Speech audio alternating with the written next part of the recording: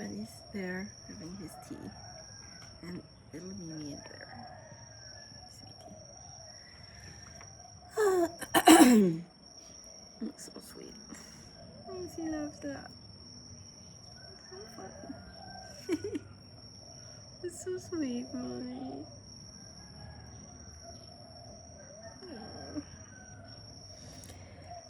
Good morning. Got a really nice email from a new supporter. Her name is Zoe, and she comes from Hungary. She's an older alternative artist, kind of like in the realm of Thoth. Was doing her thing back when Thoth in the 90s, when things were really cool, when shit was happening and people were more open to alternative expressions. Yes. What are you doing? Don't stop rubbing me, Daddy. Don't stop, please. Oh, so sweet. So it was a really nice email because it was very much compassionate towards the fact that the world that we live in now, this modern world that's all stifled by cell phones and social media, has very much cut off artists from being the ability to share their art, and how lonely that is, and how alienating it is, and how isolating it is. And it was really like a kind, compassionate understanding of that experience that we have. And we're in this beautiful, beautiful part of the world now where we just basically spend all of our time at home being creative. And what are you doing? You're distracting me. Silly. But we're alone. We're very much alone in this world, and we don't really have any connections or friends. We don't have any opportunities to play, like I've expressed before. And I appreciate people being kind and compassionate about that. Mimi, hush. So, Mimi, quiet. Silly, come on, calm down. Calm down, it's okay. Come here. So the other day I came to this kind of understanding of that, like, ever since I've been feeling better. I spent basically 3 weeks being just incapacitated because I was so sick, and I like the sense of self that I really have of myself, like what I identify as who I am, felt like it was very much lost. And because I was unable to sing, I was unable to dance, I was unable to even be silly and sarcastic like I am with Bunny, and I was very sad and just lying in bed all day, unable to draw or do anything creative. And but through that process, as I've been getting better, I've really noticed how it's not what I do that makes me me. It's really my essence. But that's really hard to hold on to in this world, because we live in a world that's very focused on what you do and what you produce and what you can make money from what you do. And I think that's actually a very messed up way of, I think it really messes people up, because I think we are, as human beings in this existence, that we are, the purity of our being is what is valuable, right? It's not what we do. It's not what we can produce. It's not how much money we make or where we live or what we do for a living or what we spend our time doing. It's who we are, right? And but I find that in this world, it's very hard to hold on to that every day. It's actually a practice and a process that I struggle with every day. And I think anybody who even comes to this understanding, it's not you just come to this understanding and then you're suddenly like, I am valuable in and of myself, and there's nothing that I have to do or be or say that is anything other than just my pure existence is important and lovable. But it's still really hard to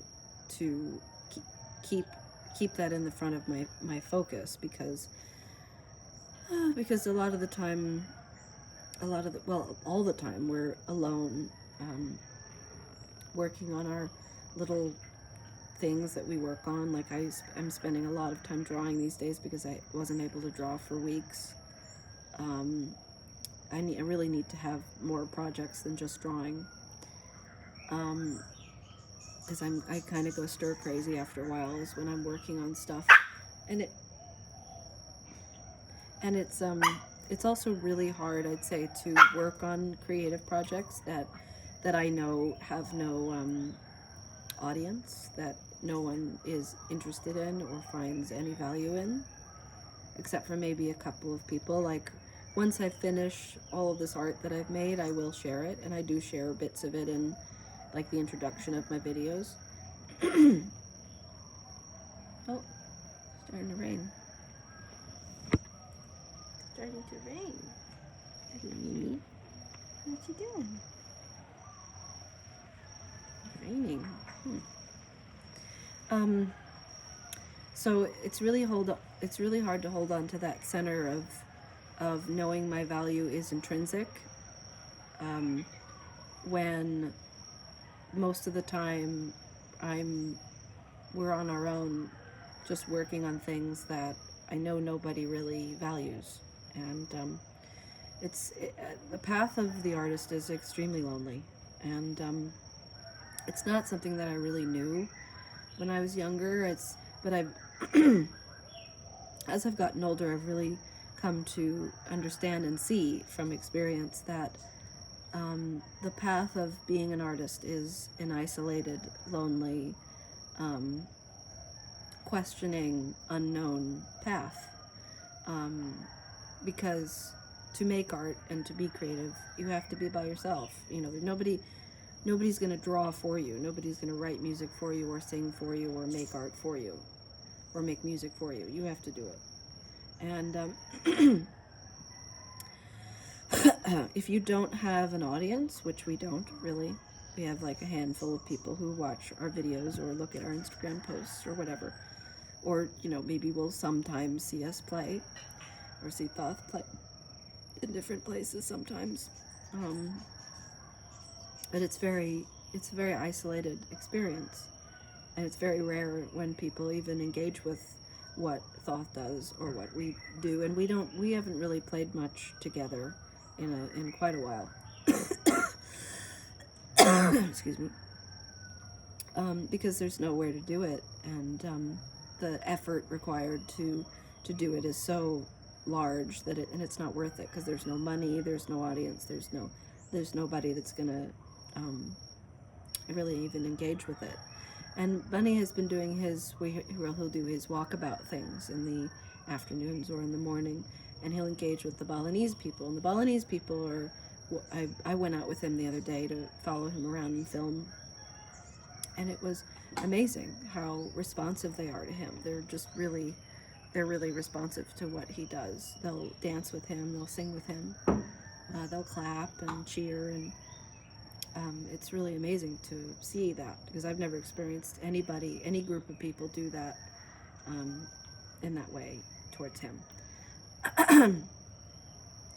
But yeah, so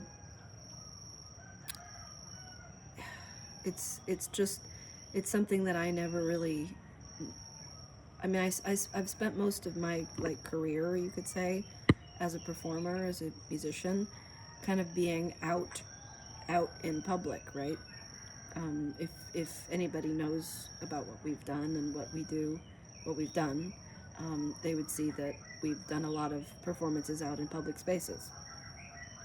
And over the years, Thoth was actually very nostalgic the other day, and um, was thinking about all these spaces that we've been and all the people he's known and doesn't know anymore, and how much things have changed, and things have changed. We were thinking back, like, in the 90s, early 90s, I was just being born. I was born in 1988, and Thoth was just starting to do his thing then. In the early 90s, he was like in his mid-30s, 33, and we're 33 years in age difference, and he was just starting to do his thing then. And he was doing it, and he was able to do it, and he was doing it often and a lot, and he was able to get gigs and do performances and events and stuff, and much more than we have in our career, you could say. And then when I was with him, basically, like at the end of 2008, starting at the end of 2008, I really never even got to see the heyday of what street performance could be like. It's more that I've heard it from Bunny. I've heard it from his experiences, of how amazing it used to be in New York or in Barcelona or in San Francisco.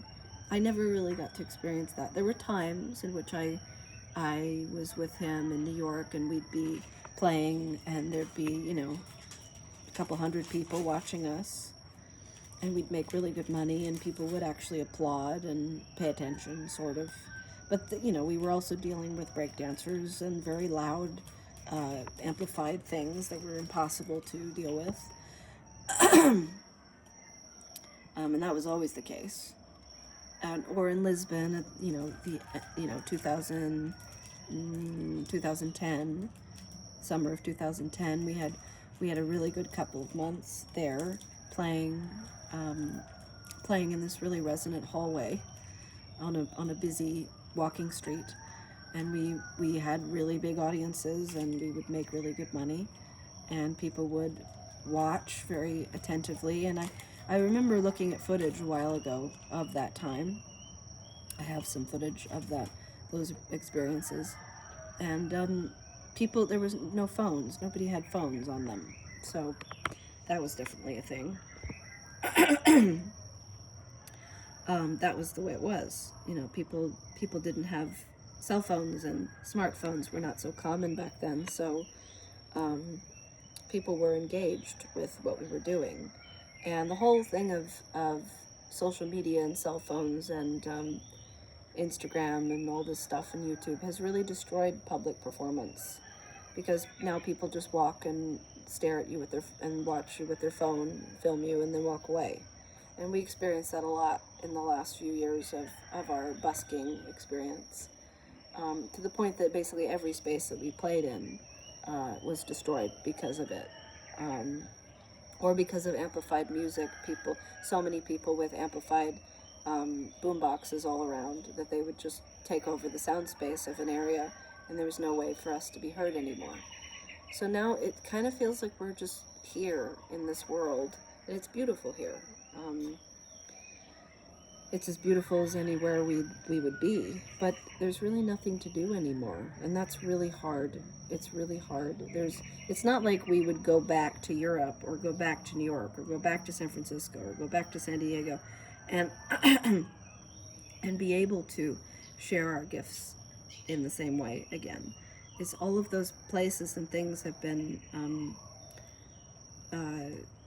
just fucked up by the way society has leaned into online stuff instead of in-person stuff.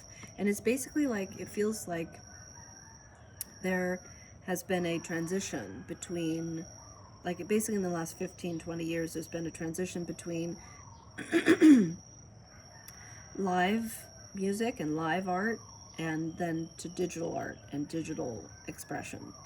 And the transition has happened, and the people who have been able to make that transition have had have had have found success and have been able to gather an audience and find support for their ability to then do live performances, and people come to see them.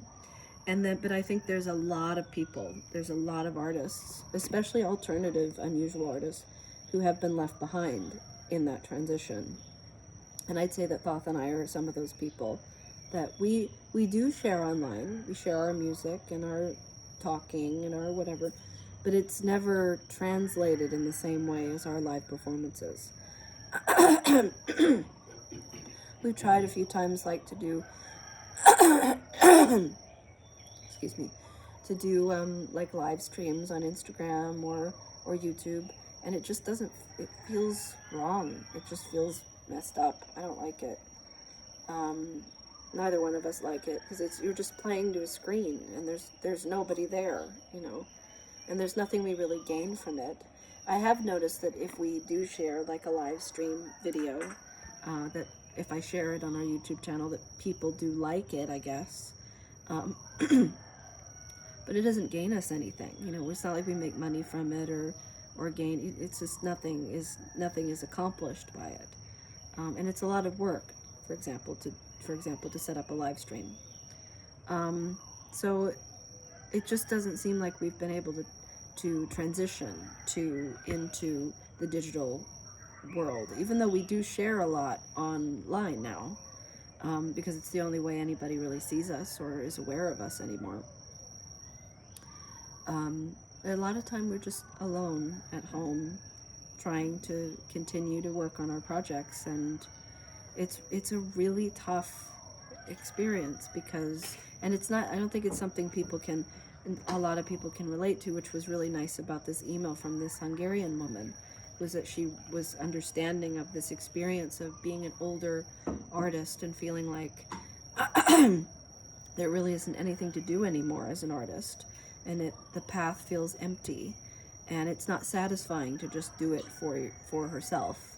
You know, I really want to share my gifts and my art and my this and my that. I feel like I know that creativity is you are creative for yourself. You know, you create things for your own joy and your own, because you need to. And that's the point of being an artist, is you do it for yourself. But then what do you do with it? Like, once it's created, then, you know, you want to share it with people, and you want to feel seen and heard. And that's just not happening in my life in particular right now. And I don't have much hope anymore that it will happen. You know, I really don't believe that. I just kind of feel like this is the way my life is now, and I just have to come to terms with it and accept it and learn to be okay with it. And I'm not really okay with it. Sometimes I'm like totally inspired and I'm just working and drawing or whatever, or practicing in the bathroom, and I'm satisfied and I feel good. Other times, you know, I get really discouraged. Like I said, it's just hard to